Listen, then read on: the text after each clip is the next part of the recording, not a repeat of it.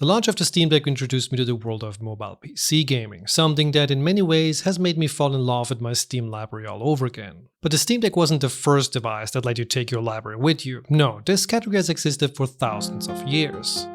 Okay, maybe not for 1,000, but for a very long time, I'm pretty sure of that. The point is, this isn't new. There were devices before the Steam Deck, such as gaming laptops. Many moons ago, when I was still a wee lad running up those hills, I fantasized about owning one of these, especially the ones from Alienware. Back in the early 2000s, those were the pinnacles of cool, or as the kids back then used to say, cool? But my non-existent salary combined with the very high price tag made those literally unattainable, until they eventually moved from dreams to distant memory. However, the times have changed. For example, I have a wallet now, and prices for gaming laptops have decreased. At the same time, new competition has arrived in the form of said gaming handhelds. But reading the comments on both my Steam Deck and Legion Go videos made me realize that some of you still prefer a gaming laptop and others go the entire opposite route and get rid of everything but the handheld. Which got me thinking, how different are they really? And if I had to start from scratch, what would I do?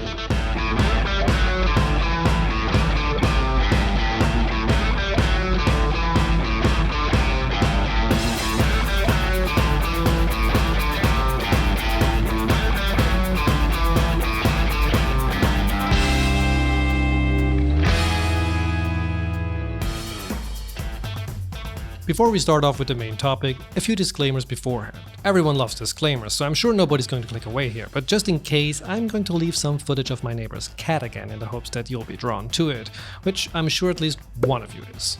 First, Lenovo did send me this Legion 7i Gen 9 laptop. However, this video is not sponsored by them, they didn't see the script nor the finished video ahead of its publication, and they had absolutely zero input into this production. They merely provided the device, and that's it. Secondly, this is my first Windows laptop. I'm usually a Mac guy, but as we all know, times change. Things change. So pardon my excitement for certain features like a full-sized USB-A port. It might be more common for Windows folks out there, but for me, this is like a gift I never knew I wanted. I'm also aware that comparing a handheld to a gaming laptop that costs more than double seems a bit unfair at first. But I believe, at least in some aspects, not all the costly power doesn't actually create that much of a difference, and in some cases it's actually a problem. However, I will get to that soon enough. For your convenience, I've separated this video into 4 main chapters: hardware, battery life, productivity, and lastly, gaming. In all 4, I will compare my experiences of using these 2 devices, so if you ever wonder the same, this video might just be for you. Otherwise, I've linked more cat videos down in the description below.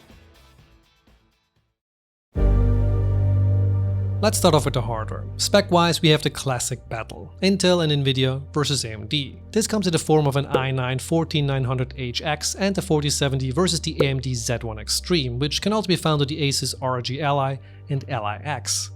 Now, in terms of raw horsepower, it's kind of a no-brainer, and when it comes to certain productivity tasks, there is a clear winner, but for gaming, I found that differences weren't as big as I thought, or at least in perceived performance, but more on that later.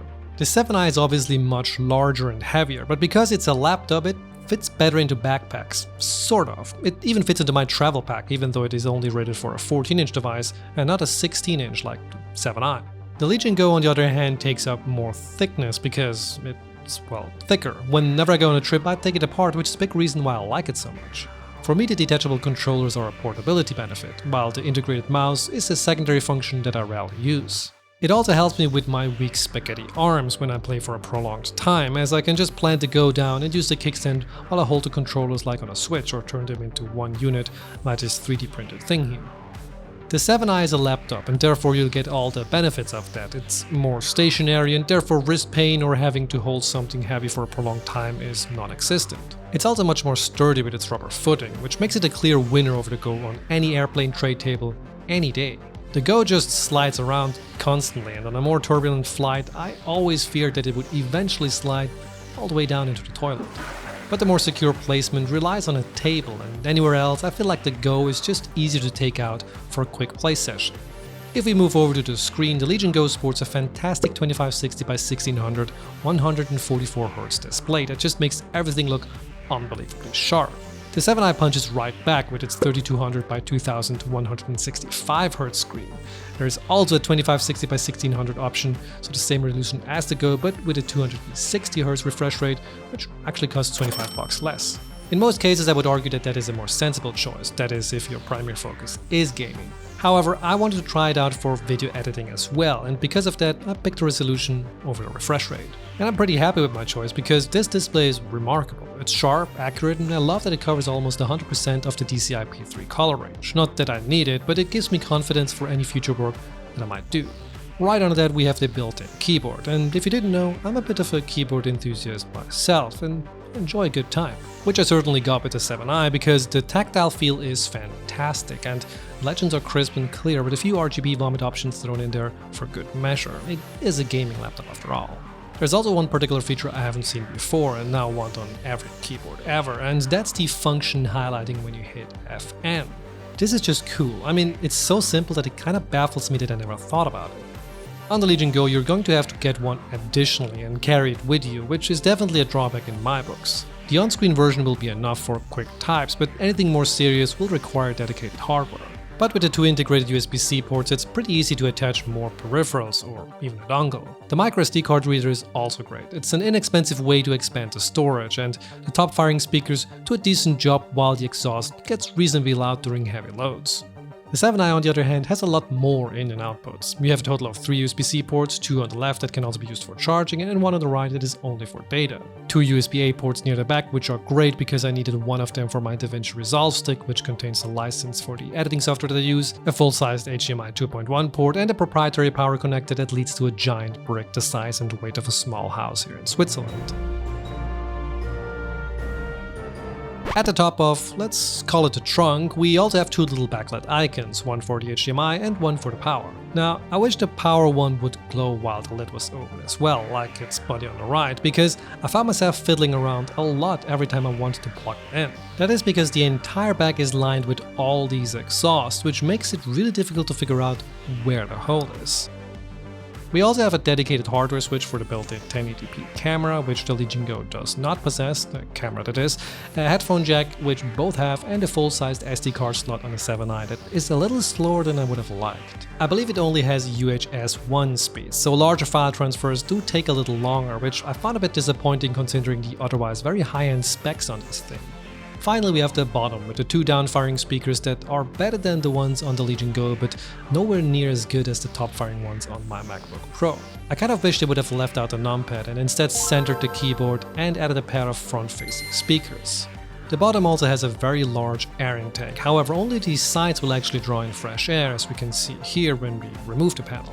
Now, this is actually something that I find very interesting. In my Legion Go video, I praised the kickstand not only for propping up the Go, but also in order to make sure that the air intake always has enough space to actually do that. Now, the 7i has this issue as well, but unlike with the Go, we have no remedy. Yes, the feet do prop it off enough when it's on a table, but if you frequently end up on uneven or soft surfaces, like your legs for example, as they line up perfectly with the intakes, be aware, thermal throttling is real and not very pleasant. But we do have better upgradability than on the Legion Go in the form of 2 full-sized M.2 slots, with the second one being empty out of the box, so you can expand it right away. A small note here, some older models of the 7i only supported 1TB drives, and as far as my googling has told me, it now works up to 4TB. Overall, I also have to say that the 7i is just a beautiful machine. It's much more mature and restrained than what I would have imagined a gaming laptop would be, and it leaves room for visual improvements. The display does wobble a bit when you shake it, but I rarely had issues with this on a table. On my legs or moving surfaces though, it's a different story. Another part that I really appreciated is that I had a full 180 degrees of range at my disposal for the screen, making it possible to face me even when I'm working on surfaces that are much lower. But all of this convenient hardware is hungry for juice, and that is an area where the 7i has to give way to the Go. Even though the Legion 7i sports a 99 Wh battery, which is the largest built-in battery you're allowed to take on an airplane by the way, the actual time I got to play was less than on the Go. However, I have to put a very giant asterisk on that statement. Even bigger. One more. That is too much. Perfect. Battery life heavily depends on what you do and what kind of games you play and how much power those games draw, or how much power you are allowing them to draw. Some aspects are of course out of your control. This 7i has a much bigger screen and more power-hungry hardware, but even taking that into consideration, I just thought it would last longer than an hour.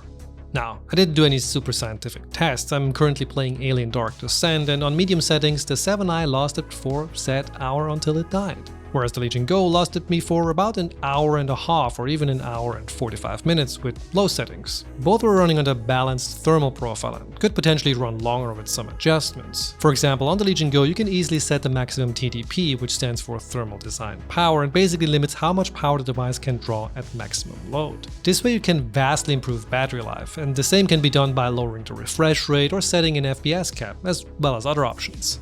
You can do similar things on the 7i as well, however custom settings are only available in the custom thermal mode, and that one is locked for when you are plugged into the wall. You cannot access it even if you are charging through USB-C, that includes the maximum 140 watt it can receive through that port, which I tried.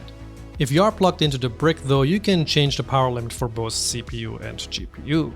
At first, this might come across as counterintuitive. Why would you want to set a lower power draw only to use it while being plugged in? But I believe the custom profile is less for battery-savvy people and more for performance enthusiasts. There's also a great video from Hardware Canucks on this topic. It's already 4 years old, but it's still great nonetheless. I've linked it down in the description below if you're interested.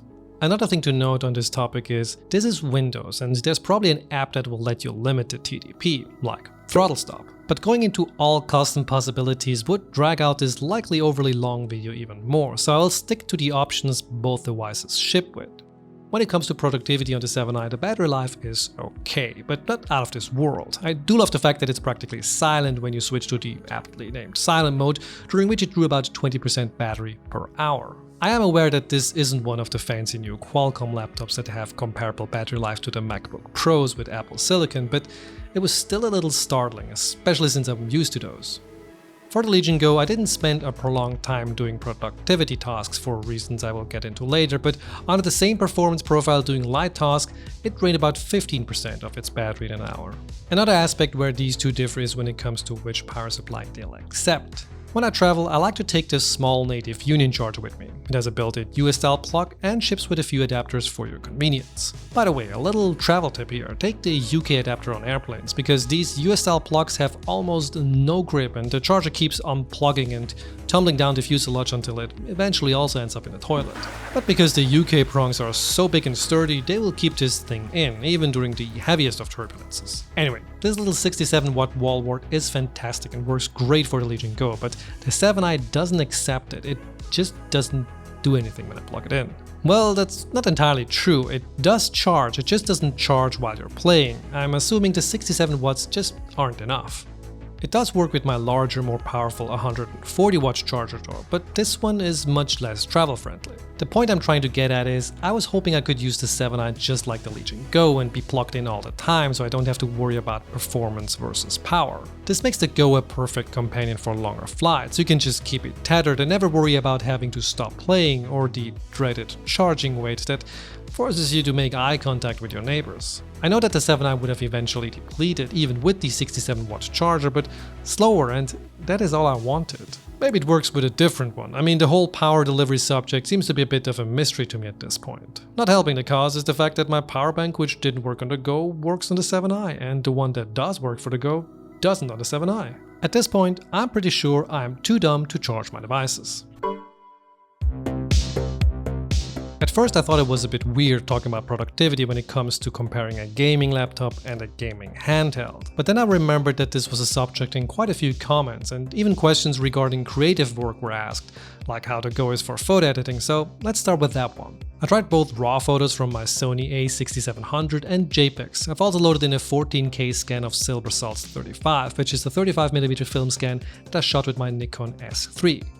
All three loaded in just fine, and adjusting the basic parameters worked surprisingly well, almost too well to be honest. Now, I don't know how this will behave if you have a very large library. The fans do spin up quite a bit, and I was in performance mode while doing this, but I'd say it's perfectly capable of doing basic edits. The touchscreen, including multi-touch, worked surprisingly well too, and the high-resolution screen helps you make out finer details in your photos. Add to that the surprisingly color-accurate display, which covers 92.2% of the Adobe RGB range. Really nice numbers, especially for a gaming handheld. It's not as great as on an iPad though, but I'd say that comes down to the better implementation of touch on iPadOS and the apps it's running, which are designed for this exact type of input.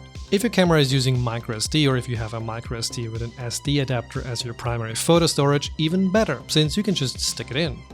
The same goes for the 7i, of course, and the experience here will obviously be a lot better with the raw horsepower, providing a much smoother experience overall. You do lose touch, which is a bummer, but the larger and high resolution screen partially makes up for it. You also have built-in color profiles if you ever need to up your game or start doing professional work, or if you just have higher standards. Both obviously work fine hooked up to an external monitor as well, and they will do so with a single cable if you have a screen that supports it. For office work, the Legion Go is probably going to lose, at least in a mobile scenario. For me, the screen is just too small. Don't get me wrong, I think playing games here is perfectly fine, I don't need to make out every tiny detail, but for work, it's just too small. And in today's climate, where you're likely to attend at least one video call at some point, the lack of a built-in webcam will either force you to get a dedicated one or be that person in the call.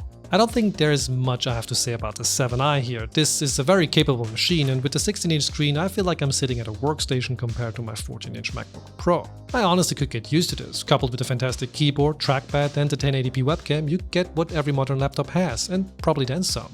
Now, Lenovo was very adamant about the fact that this machine is great for STEM students, which is a term that I honestly had to Google in order to learn that it stands for Science, Technology, Engineering and Mathematics. Back in the days when I still had aspirations, I used to be an engineer. However, I lost most of my brain cells chasing around cats in the yard.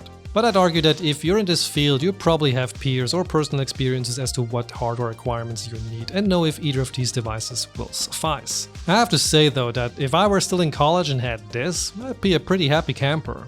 Not that kind of camper, how dare you, I was a respectable player during my days. But let's wrap up productivity with my current hobby, which is video editing. Since I use a Windows machine to actually edit these videos, I'm not too unfamiliar with the process and found myself right at home. The 7i still surprised me though. Flying through the timeline was just as smooth as with my big box 4090 machine, and exporting my last video took around 6 minutes, which is a fantastic result. The Legion Go, well, surprised me too. I remember the early days when video editing was almost impossible on any mobile device. To see a 4K timeline here actually playing back, albeit with a few dropped frames here and there, is very respectable. But the export did take quite a bit longer at around 24 minutes, but in a pinch I would certainly say this can work, but only if there is no other option. For one, the screen is just way too small, but apart from that, the timeline performance collapses pretty quickly as soon as you add effects and multiple video clips overlapping each other, or even text elements. For transparency's sake, both machines are pulling files from the same network storage through a 5 gigabit USB-C Ethernet adapter, and the videos are in 4K with a bit of grading and a lot. So far, the Legion Go is doing much better in the ring than I thought it would, especially compared to its heavyweight competition. But let's get to the final part of this video, gaming, where the results were even more surprising to me. At the beginning, I mentioned that the raw horsepower of the Legion 7i isn't as important for gaming as you might think. What I probably should have mentioned is that I meant mobile gaming. You see, the Legion Go, despite being a much weaker device, doesn't need all that power because the screen size is very forgiving. At least for my fried eyeballs. It gets increasingly difficult to make out every pixel, so I finally gave up trying to run games on high settings. Don't get me wrong, playing a game at native resolution on the go is amazing. Everything looks stunningly sharp, but especially in 3D titles, it's sometimes hard to tell the difference between high and low settings. Couple that with the scaling options such as lossless scaling make the Legion Go a very capable machine. Take Alien Dark Descent. On the 7i it is running on medium settings and on the go with low, and I feel like I'm not really missing that much. Now, I could screen record both and do a pixel peeper comparison, but I don't think that's a fair comparison. I think it matters way more on how they are perceived rather than what raw numbers will tell you. The larger screen will demand more horsepower as you will want to see more details, and this is where the mighty 4070 starts flexing its muscles.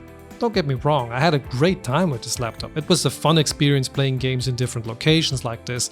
Again, I never had a gaming laptop before and I can see why they are so popular. The larger screen also has another benefit, and that is multiplayer. I love playing games on the Switch on an airplane, and you can do the same with the Legion Go and of course the 7i as well. But the larger screen is just so much more inviting for your multiplayer friends to stare at. The drawback is that you will also invite unwanted eyes from bystanders and that one weird seat neighbor, so beware of that, or be aware of what you're playing. What can also draw attention, especially in a classroom, is the fan. And I'm telling you this thing gets loud when you're playing games. It keeps everything cool, but you'll definitely be noticed. Not that the Legion Go is silent, that thing roars quite a bit as well, but at full speed the 7i it's loud.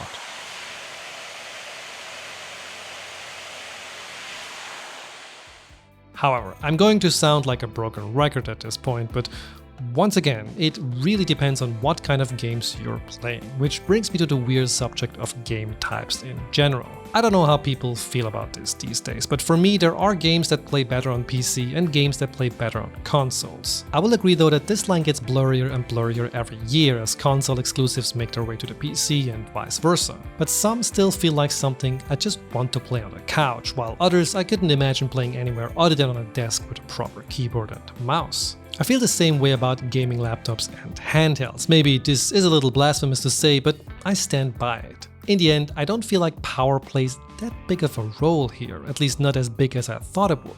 I was fully expecting to like the 7i a lot more simply because it had more power, but I ended up liking it for the great hardware, surprising form factor, and the fact that it is just an overall great device. Of course, it is much more confident at doing tasks other than gaming, that's kind of an obvious thing, but I was also surprised at how well the Go held up, and I can understand why people choose it as their primary and only machine. The Go has its limits, don't get me wrong, but for a device of its size, it is still an incredibly capable little wonder that can truly do almost everything if you give it enough patience. So, to answer the question I placed at the beginning, which would I pick if I had to start over?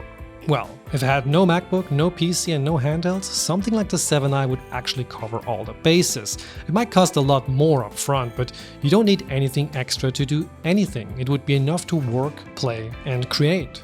But in the world in which I live right now, the Go solves a very specific need of mine, which is the perfect travel companion for gaming. It's a very focused device in that aspect, but it can do a lot more in a pinch, but you might need additional hardware to make it complete, and patience. But what are your thoughts on this? Am I completely off the charts here? I honestly kept wondering if this approach to the video made any sense at all, or if I'm spending the better part of a month writing up a script about something that everyone already knows. Anyway, let me know, and also let me know what you think of this video. Thanks again for watching and sticking around till the end. Until next time, be safe and sound. Bye.